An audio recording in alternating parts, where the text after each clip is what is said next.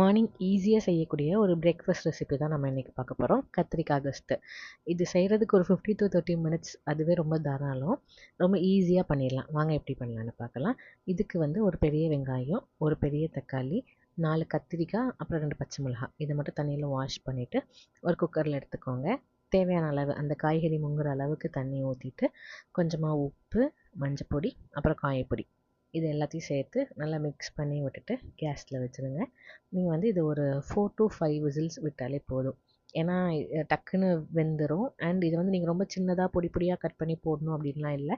நாலாக கட் பண்ணி போட்டால் கூட ஓகே தான். ஈஸியாக வெந்துடும். நம்ம ஃபைனலாக இதை வந்து ஒரு பேஸ்ட் மாதிரி ரெடி பண்ணி அதை தான் தாளித்து ரெடி பண்ணுவோம். ஸோ வந்து ஈஸியாக பண்ணிடலாம் நீங்கள். அப்படியே சைடில் இட்லியும் ஊற்றியாச்சு. எப்போவுமே இட்லி மாவு ஸ்டாக் இருக்குங்க, இல்லாட்டி ரொம்ப கஷ்டமாயிடும். என்னைக்காவது நமக்கு வந்து எதாவது டிஃப்ரெண்ட்டாக செஞ்சு சாப்பிட மூடு இல்லை லேட்டாக எழுந்திரிச்சிட்டோம் அப்படின்னா டக்குன்னு ஒரு இட்லியை ஊற்றினோமா, ஒரு இட்லி பொடி கூட வச்சு சாப்பிட்டுக்கலாம். இல்லை ஒரு சின்னதாக சிம்பிளாக ஒரு சட்னி அரைச்சி சாப்பிட்டுக்கலாம். அதனால் எப்போவுமே ஸ்டாக் இருக்கும்.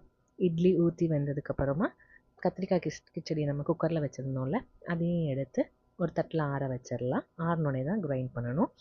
அதுக்கப்புறம் ஒரு பாத்திரத்தில் ஒரு இருப்பு சட்டி எடுத்துக்கோங்க. அதில் வந்து கடுகு எல்லாம் கருவேப்பிலை எல்லாம் தாளிச்சிட்டு நம்ம வேக வச்ச தண்ணி இருக்குல்ல அதை ஆட் பண்ணிவிட்டு நம்ம ஃபைனலாக அந்த வேக வச்சதையும் பேஸ்ட் மாதிரி நல்லா மிக்சியில் போட்டு கிரைண்ட் பண்ணிவிட்டு அதையும் ஆட் பண்ணிக்கோங்க.